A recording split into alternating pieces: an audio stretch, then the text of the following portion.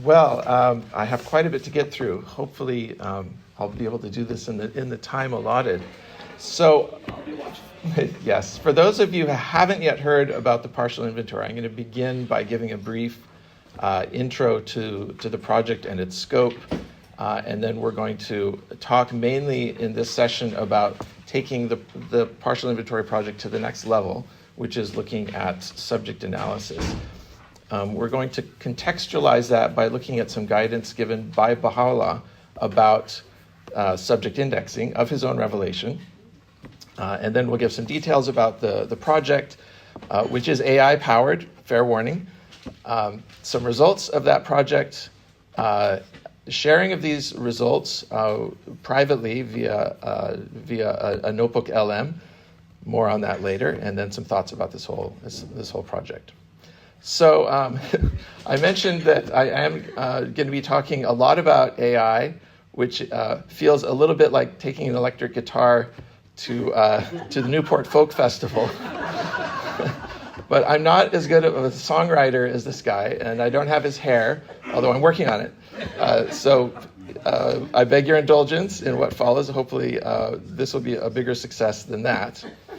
So the partial inventory project was intended to address the problem of the uncharted ocean. Baha'u'llah's revelation is absolutely vast, adding in the Bab's revelation, adding in all of Abdu'l-Baha's guidance over many years of 3 different ministries. We have many millions of words. So the first problem then is, how do you chart an ocean? So many times when we read Baha'i writings, it says from a tablet. Well, which tablet is it? So we really need a coordinate system. We need a latitude and longitude system so that we can pinpoint where we're at in the revelation. So that's the first goal of the inventory project. So this means assigning some unique identifier to each item. So I have a unique identifier system. I won't get into the details of it, but basically it tells you who the author was, whether it's a tablet or a reported utterance, and it might say something about the length of it. So the project then, for each of these items in the works of the 3 central figures, attempts to link to the original texts as they are available in the public domain, and any translations, again, which are available in the public domain, giving hyperlinks wherever possible. And the scope is everything. It's very inclusive. So it includes pilgrim notes. It includes things whose provenance and authenticity has not yet been verified. In the end, what we have is around 12,000, 13,000 works for Baha'u'llah and Abdu'l-Baha, and close to 700 works of the Bab, which totals around half of the known works by item count in any case. So this project in 2019 at the Wilmette Institute was first introduced just for the writings of the Bab, expanded to include the writings of Baha'u'llah in February 2020. There have been various updates, and there's an update coming that tags tablets by subject, and it's available online in a few different places, including the Afnan Library. Although the Afnan Library has an older copy, so Mujan, please update it. I was waiting for you to do volume 2. Okay. So the next thing to do is a content survey, and I want to sort of bracket this with the following claim, that humanity's relationship with the written word is on the cusp of a paradigm shift brought on by AI. So the way we think about how we relate to words, how words relate to us, how words are generated, is about to change. And this is going to, I believe, be the case with sacred words as well as all other words. This AI revolution that we're in the middle of experiencing has special relevance to Baha'i sacred texts, chiefly because of the size of it. So there's more than 17 million words across the 3 central figures. In translation, it's going to be more like 25 million words. One single person simply cannot engage this entire revelation in one lifetime. Even if you could read the original text, you can't do it. Imagine 15 times the Old and New Testament combined. So what is inevitably going to be needed are various mappings, distillations, personal tailorings, thematic compilations, inevitably we have to think about how we're going to do this to maximize our engagement with this text and maximize its impact in the world. So who is to do this and how? Here's where, fortunately, we have a little bit of guidance from Baha'u'llah himself and from Abdu'l-Baha. Holly actually referred to this yesterday. Baha'u'llah says, "It is the concern of the true one to reveal, and the concern of men to spread what hath been revealed. He will verily promulgate his cause by the hands of his scattering and well-favored angels. Spiritual souls will assuredly emerge from behind the veil of divine protection, who will gather together the tokens and verses of God and put them into the most excellent order. This is his sure and irrevocable decree." I have no claim of being a spiritual soul, so I'm not sure whether I have anything to do with this. But he goes on and says more about this. And I think this is very interesting because it indicates that Baha'u'llah explicitly did not want this organization of his writings to take place centrally. It was something that he wanted his followers to do, those who were motivated to do so. And it doesn't take, I think, a lot of imagination to imagine why that would be the case. If there is an official, this is what is, these are the categories of the revelation, then it would make it very difficult to think outside of those boxes. So at one point, Mirza Agha Jan writes, and this is in one of the tablets, he says, "If they look to the revealed verses, these have been sent down beyond reckoning, such that now in Adrianople alone, the equivalent of 100,000 verses have been revealed, let alone what was revealed in Iraq and along the way." Thus, when it was mentioned to Baha'u'llah that these verses could be assembled to fill several volumes, he did not grant permission, saying that God himself is sanctified above such things. Rather, this is the concern of the servants. A people will assuredly appear who will eagerly seek out and preserve every single letter thereof and arrange it into the most perfect order. Blessed be the order of Baha'u'llah, which is the order of his utterance, although to act upon it hath been and shall be reserved to his loved ones.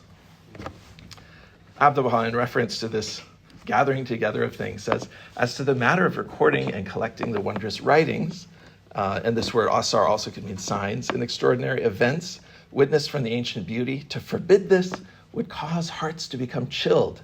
Therefore, no one should intervene." So in a series of tablets, Baha'u'llah gives specific instructions about the subject organization of his own writings. In many cases, giving examples of subject categories that people should organize, themes that people should organize around. So in one of them, he says, "The teachers must be taught such utterances as will cause the nearness, attraction, and enkindlement of souls." So this is kind of an overall framework within which this should be done. "In the revealed tablets, whatever they may desire hath been sent down. Regarding detachment, mighty verses have been revealed, and likewise concerning righteousness, seeking, and wayfaring. Concerning each virtue and attribute, that which hath been revealed would, if imparted, attract beings to the highest summit and ultimate goal. You should strive to compile these, so that all may attain that which will bring about the elevation of the world of being and the exaltation of the souls." In another tablet he says, "With respect to every mode and subject, there hath streamed forth that which no mind can reckon. We beseech the true one to aid one of his loved ones to compile all that hath flowed from the supreme pen on various occasions concerning the elimination of conflict, contention, and strife, as well as heavenly counsels, consummate wisdoms, and union and concord amongst the children of men. Verily, he is the helper, the mighty, the powerful, the great. Likewise, the mention of those souls who in this most great revelation, with rapture and ecstasy, with longing and yearning, have sought the station of sacrifice and have offered up their lives in the path of the love of the beloved of the worlds." In a third tablet, he says, "Pure souls should gather divine verses pertaining to every subject, and with wisdom and appropriateness convey them in a spirit of joy and fragrance. For instance, verses concerning goodly character, as well as those revealed regarding deeds and words and the prohibition of dissension, contention, and conflict. And likewise keep in mind verses for other occasions, reciting them when necessary, that perchance the heedless may become aware and comprehend their purpose. The loved ones of God must reflect upon those matters that conduce to the exaltation and glory of the cause, and that accord with the wisdom revealed in the tablets, and act accordingly. Were someone to compile the verses sent down from the kingdom of the divine command concerning the absence of dissension, conflict, and contention, it would surely constitute a mighty book." And finally, this is a bit long, but quite detailed. He says, all the verses revealed by God in his former and latter revelations, the Bab and Baha'u'llah, and in the station of divine sanctity, not sure what this refers to, maybe Qudus, should be written in accordance with their own specific categories, according to the order of Baha, exalted be his glory, and magnified be his order. And that incomparable order, first and foremost, is that the verses of God should be arranged according to their themes. Divine verses, prayers, and so forth, each with respect to their theme. For example, and he gives a number of themes, which for the sake of time, I won't read that part because we're going to summarize. And in the robe of divine sanctity, consider in like manner in each passage of every tablet and every surah that which is the spirit of that tablet and the center of attraction of that book with regard to every specific matter.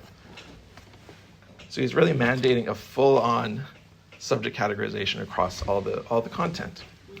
So if we pull the various categories that have been mentioned in these 4 tablets together, we have prohibition on dissension, strife, and discord. It was mentioned 3 times. Detachment and righteousness were mentioned a couple of times. All the others were mentioned once. This could be thought of as like a starting point for a subject categorization of Baha'u'llah's writings in accordance with Baha'u'llah's own wishes. But there's so much more in the revelation. And he did say, look at it all. So how might one go about making a subject categorization of the entire revelation? You have to start at some arbitrary starting point. I chose Immanuel Kant. So Immanuel Kant, in his Critique of Pure Reason, says basically philosophy has 3 main questions. And the 3 main questions of philosophy, which I think are not so different from the 3 main questions of religion, are, first of all, what can I know? What should I do about what I know? And for what may I hope? Overall, these 3 categories can be put into a classification scheme in which what can we know covers aspects of what we traditionally would regard as metaphysics and epistemology, theological concepts, questions of what's out there to be known, and how to know it. Then the next major categorization would be what should we do? So this includes personal ethics, collective ethics, how we should be in relation to ourselves, in relation to God, in relation to others. And finally, for what shall we hope? So this I took to mean questions of historical contingency. What's coming? What came in the past? What's going on now in terms of the specifics of this world? So that's how I put it all together. So with this categorization, and this has been an ongoing project for around 30 years now, and it's expanded to include around 650 specific subcategories underneath this overall categorization. The goal then was to enact a corpus-wide content survey of the writings of the central figures based upon the partial inventory. And I just want to say one thing about the philosophy of this, because you can think about this in 2 different ways. You can think about content surveys as like individual expeditions. You send a Mars rover out, and it goes out a few miles, and it carefully maps all of the terrain around it. Or you can think about sending a drone, and the drone flies over back and forth, and it takes pictures from an altitude, which has a lot more coverage, although it might not be quite as detailed. And you might actually have to drop down to the ground to get the details of any particular point you're interested in. So that's kind of the philosophy here. It's a drone flyover expedition. And the drone flyover expedition is going to be done by AI in 2 parts. So the first part is to translate, and the second part is to analyze into subjects. So this is kind of the secret sauce of the whole project in 2 slides. The AI needs to know how to translate. So this is the entire translation prompt. The technology I used was Claude 3.5 Sonnet, which is roughly equivalent to ChatGPT, but I found it to be a little bit better. Maybe it's a little bit subjective. And it was called using an API inside an Excel spreadsheet. The details are not that interesting. Basically, I said you're an AI assistant tasked with this task of translation. The key sentence is, produce a full English translation of the text in the eloquent style of Shoghi Effendi. And there's a lot of extra stuff, but it actually knows what the eloquent style of Shoghi Effendi means, and will produce, just based on that prompt, something that has more or less the vocabulary of Baha'i translation and more or less in the style. Here's a sample comparison. It retranslated the Tablet of Ahmad that we're all familiar with. Many of us are going to be familiar with. You can see right away it's not nearly as good as the authorized translation, but you can also see right away that it's good enough to get a sense of what's there. May not convey the real sweetness of the tablet. May get a few words wrong. Is it the leaf of paradise? Is it the nightingale of paradise? Overall, though, it's the right sentence structures. It's something that you can imagine taking as a starting point and tweaking to get it to a better state by just a few word choice alterations. The second part is subject indexing. So for each translated item in the inventory, you want it to analyze it into subjects. So how do you do that? You have to input the whole subject list of the 650 subjects. And you say, well, compare the provided text to each of the subject categories on the list and produce a list of all matches within the text to the list of subject categories, including for each subject category the relevant matching passage, exact translation, not a paraphrase, from the text. A bunch of extra stuff, but that's the key sentence. So you wanted to look at each translated work, analyze it against these 650 different possible pigeonholes, and then extract the relevant text into that pigeonhole and quote it. Don't paraphrase it. That's important because we want the quoted extracts relevant to those 650 subjects.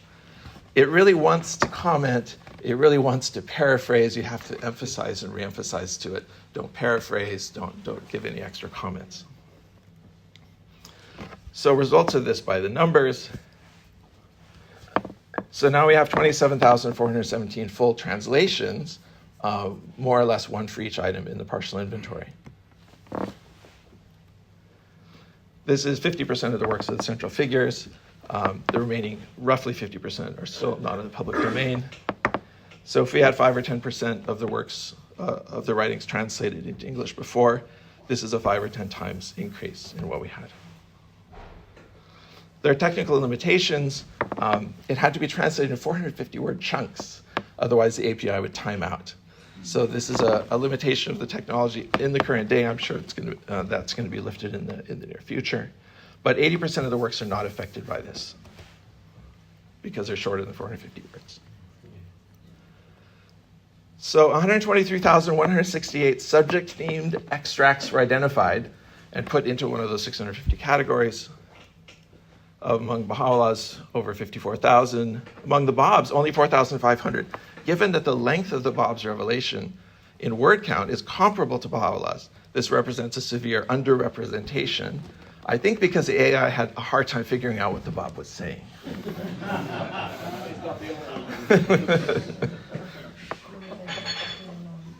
And for Abdu'l-Baha, over 64,000 extracts were identified. I have to say the ABU category was overrepresented. ABU category is that subset of Abdu'l-Baha's writings, which are the utterances, what we might call pilgrim notes, talks, and so forth. And I think the reason here is that those tend to be particularly crisp, well stated. They're often answers to direct questions.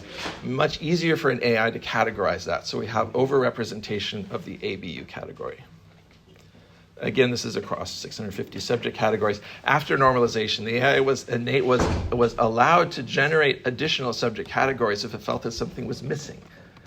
And it often did that. So at the end of the project, I had more like 10,000 subject categories, which I had to go through by hand. This took a few months. By hand and reduce it back to around 650. But some got added along the way because the AI did a pretty good job of identifying some things that I didn't think to identify as a category. But by and large, the categorization that is at the other end of this is the one that came in, by and large. So how do you look at the result of something like this? One way is to look at the most frequent themes. So by number of extracts, what are the most frequent subject categories that you see across the writings of the central figures? Number 1, praise and encouragement. 6,412 extracts. Number 2, steadfastness, perseverance, faithfulness. Number 3, power and sovereignty of God, omnipotence of God. Number 4, teaching the cause, the call to teach. Number 5, spiritual transformation. And it goes on. It's interesting to me that the top 5 in aggregate seem to summarize the whole message. It says something about how we ought to be, the ultimate reason why, what happens when we do this, our consequent responsibility to others, and above all, the loving encouragement to do it. If we break down these top themes by author, a few other interesting things can be seen. First of all, you can see, let's just look very quickly, if we compare Baha'u'llah versus the Bab, you see there's a few topics that they share in common among the top 10. The transcendence and nobility of God, the Word of God, influence and centrality of the Word of God, the power and sovereignty of God, things having to do with God. Maybe not surprising, these are the manifestations of God. This is central to their message. If we just look at the Bab's writings, it's all about God. All of the top 10 has something to do with God. And if we compare Baha'u'llah versus Abdu'l-Baha, Baha and Abdu'l-Baha, the top category for both of them is praise and encouragement. It's way down the list for the Bab, but it's at the top of the list for Baha'u'llah and Abdu'l-Baha. So if we look at the subject categories themselves, this is a one sheet of a 6 or 7 sheet breakdown of the 650, and this will be available afterwards. We can let's just look at one of them. So one that we can look at to see what emerges from this. The definition of a Baha'i. What are the qualities of a Baha'i? What comes out from this AI-assisted analysis? So if we look at what comes out, and what I've done, because it's kind of more interesting for me this way, to list them from shortest to longest. Realizing the extracts are all computer extracted, sometimes it misses essential context before or after, but I find going shortest to longest sort of invites me in at the shallow end to go into the deep end. And sometimes the shorter ones tend to be more pithy. So we can just see, and you can just read quickly, maybe, I'm sorry, the type is small, but there were a lot of quotations on this topic. And this is, again, one of the 650 topics. And you can see, again, many of these are ABUs. So many of these come from Pilgrim Notes or talks of Abdu'l-Baha. But they all say something about what it means to be a Baha'i. And most of them say it in a way which is very not identitarian. It's like, if you act in this way, you're a Baha'i. One of my favorite ones was somewhere towards the front. It was something like, a Baha'i is someone who is light from head to foot. These souls are Baha'is. They are divine, they are luminous, they are of the all-merciful. They cast no shadow, but rather are light from head to foot. Has anyone ever seen that one before? That's ABU 4292. So how do you get to ABU 4292? I'm going to describe that in a second. So all of these quotations are tagged to the partial inventory number, which in a couple of steps within 5 or 10 seconds, once you get facility with it, you can jump to the record on that, say, oh, is this a provisional translation? Is this an authorized translation? I want to see the original. You're a click away from seeing the original, and so forth. So that's screen 1. It keeps going. These are all just wonderful definitions of what it means to be a Baha'i. I don't think I have time to even highlight any of these, but they're all beautiful. They're all wonderful. And you read the whole thing, it's kind of an experience just reading all the quotes on this one topic. And then realize that these topics are all very interconnected. They're not like orthogonal. It's not like one topic excludes another topic, but they were chosen to overlap each other, because sometimes the AI will pick out quotes under one definition, but not under a very adjacent definition. So you really want it to be an overlapping set. And you get at the end to some very long definitions of what it is to be a Baha'i that are just amazing. Some of these you've never seen before. Many of them you have seen before. The whole PowerPoint will be available afterwards, so you don't have to worry about screenshotting if you don't want to. So this, the equal signs is very important, because at the bottom, the equal signs marks the end of the computer-generated portion of the project and the beginning of the human-generated portion, because over the last 30 or so years, I've myself been collecting and extracting quotations across those 650 categories, and my own compilation has been folded in to this compilation. So there's a lot of redundancy. These do not have the pin number, so it's harder sometimes to track down the originals. But a lot of times there's material here that wasn't caught by the AI. So it's a little bit of a reality check on the AI to see what's there. Also, this includes many quotations by The Guardian, by the House of Justice, which is not in the scope of the AI project. Okay, so how might one see this, make this available? There's a relatively new in-browser app by Google in which a collection of user-selected source text is sandboxed within a chatbot whose responses always and solely reference the sources correctly, quoting them. Does not hallucinate. So if you're used to using ChatGPT-4 and have developed a kind of skepticism for the answers, GPT-4 actually, Claude, they give great answers, but when they quote the sources, usually, often, it's not really a quotation. This chatbot is more primitive. It's Gemini 1.5 Pro. The answers aren't as good, but it's always going to quote the sources. So this is shareable in a permissioned environment. This is not publicly available, but it's available upon request. It looks like this. I only have 5 minutes. I want to give a lightning demo so you can have a quick look at what it looks like. This may go a little bit into the Q&A time, but I hope that'll be worth it. Let's see. Question is for you to continue. Yeah. Okay, so here's what the Notebook LM project looks like. There's 3 panels, but I collapsed the right-hand panel. It's less interesting, I believe. The left-hand panel gives you access to all the sources, which are first and foremost a list of the top, because this notebook only allows you to input 300 sources. So I can't have like 650 sources, one for each topic. So it's a little bit messy. So I picked the top 250, slightly subjectively, and they are listed here in the order in which they appear in the subject outline. So it's not alphabetical, but it's more conceptual. You can pick any one of these. I'm interested in the manifestation of God as mediator, and you can click on that. So on the left-hand panel, you have access to the sources. When you click on one of the sources, like I clicked on manifestation of God as mediator, it summarizes the whole thing for you right here, pretty neatly. You can click on a key topic. It'll tell you more about the key topic, or most importantly, you can scroll down, and again, from shortest to longest, it gives you all the, in this case, probably hundreds of quotations, all on the topic of how the manifestation of God acts as a mediator. So suppose I see one of these. The good pleasure of God is manifested through the manifestations of his cause. I want to look at the original for that. This is BH3201. I copy that. I go over to the partial inventory, which is an essential companion to this. You just open that as a PDF, and then you can do a search on that number, and up pops BH321, which tells you where it can be found. Usually, most of the time, there's a hyperlink. In this case, it's found in 2 manuscripts in the British Library. And the British Library collection, unfortunately, is not yet digitized and clickable online. Although I spoke with a curator of manuscripts there, and he said for about $100,000 we can do it. Just saying. I'll chip in. Just saying. Wouldn't it be nice to be able to click into the British Library manuscripts?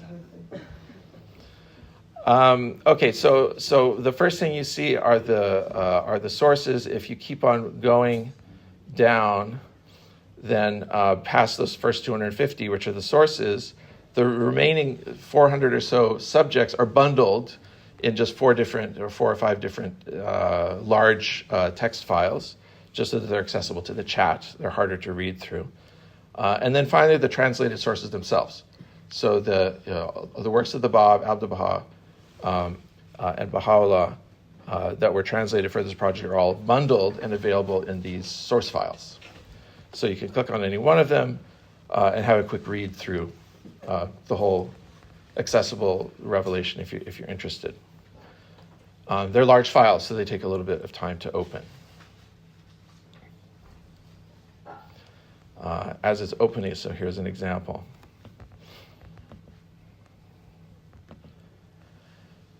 By the time you get to AB 5644, the tablet length is about this. It's about a paragraph or so.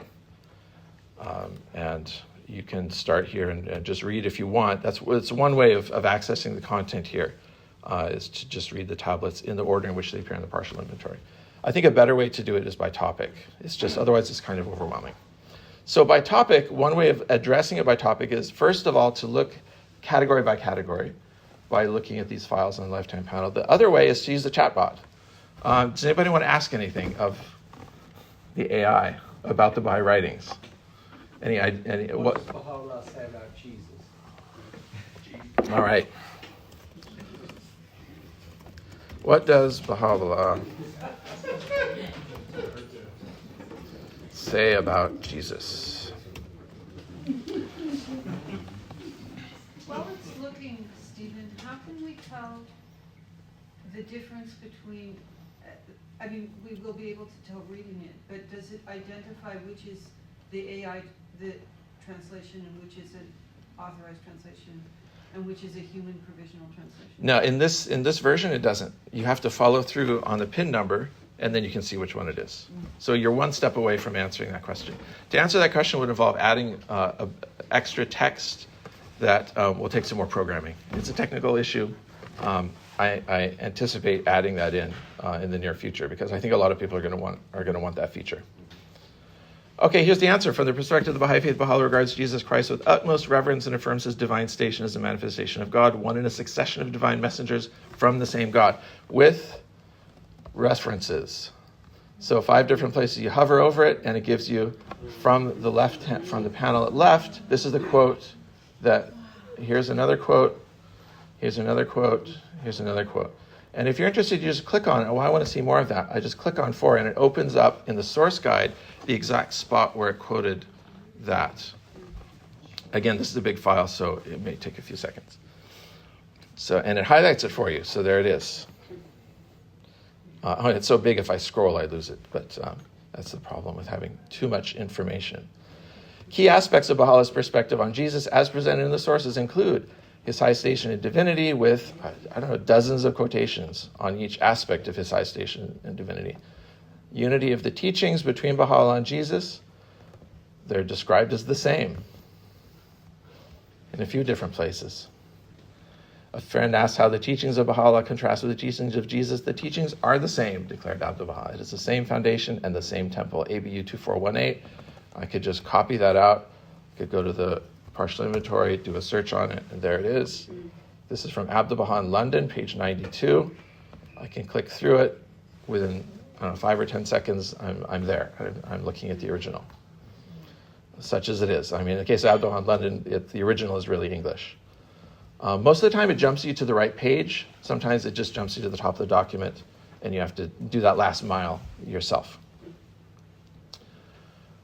So back to the inventory: Christ's sacrifice, praise by Baha'u'llah and the Bab, recognition and following the Spirit. It's a nice little essay on what Baha'u'llah says about Jesus.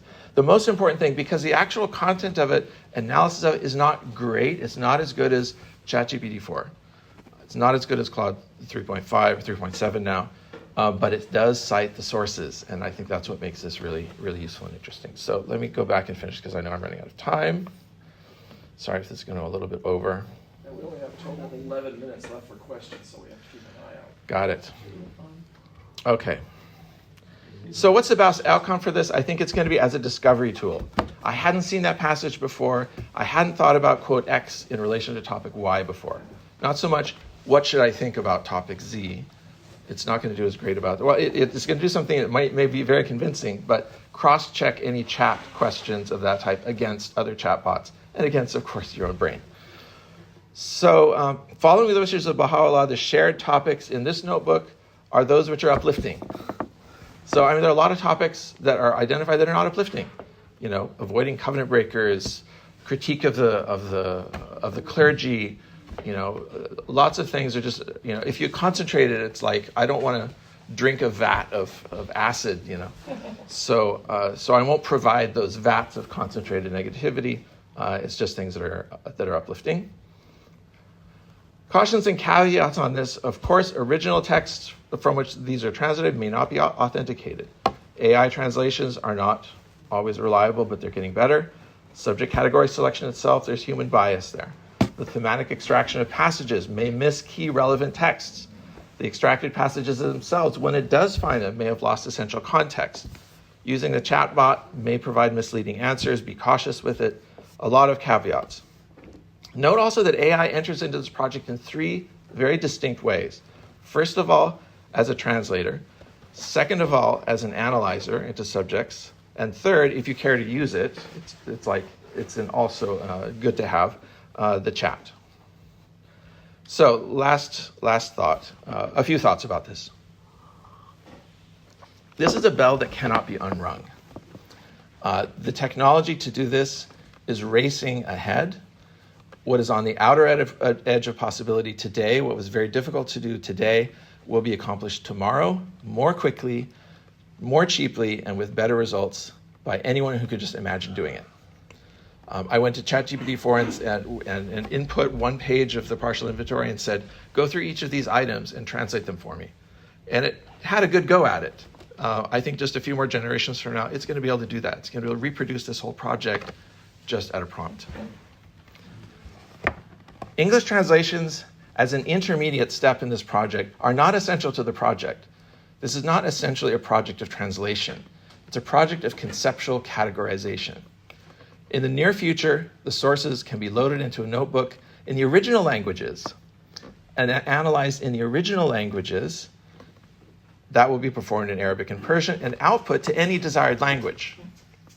You can say, I want a subject categorization and show it to me in French. And it'll show it to you in French. So the fact that English is a filter through which this passes is kind of incidental to the real point of what's going on here. Third, AI can only capture a certain dimension of a text that has to be conceded, namely the part that can be reduced to numbers and patterns and then converted back into other text. The numinous dimension of a sacred text may be stripped out in the process. But even if so, a subject-based analysis like this may at the same time still be useful for certain kinds of research. Don't expect it to capture all the dimensions of the text that you might be interested in. But for those skeptical of the translation of sacred text to number and back again, which is what AI does, recall that the Bab himself was deeply, deeply involved in doing precisely this. From the sacred text to number via abjad reckoning, and back into a different text, different words, same numerical value with symbolic interpretation in between. So just because a text can be passed into the dimension of quantity does not necessarily mean that its essential meaning must be lost. Finally, maybe Baha'u'llah actually predicted all of this. He said, until this manifestation, divine verses alone have been proof for all, for we had sent down this decree in all previous books. Although in this manifestation all signs of power, manifest proofs, wondrous verses, glorious manifestations, and divine attributes have appeared, yet henceforth the matter resteth in God's hands, that he may designate what shall be proof for future manifestations. For in this dispensation, God, exalted be his mention, hath willed that many of the sincere seekers should speak in divine verses. Therefore we shall, by his command and his will, ordain a different proof for the next manifestation, lest anyone who produce such words should exalt himself over God, the mighty, the powerful, the Almighty. So we have a QR code for the partial inventory and for the slides of this PowerPoint. If you want access to the notebook, you need a Gmail account and email loomofreality@gmail.com, and you'll be granted access. Thank you.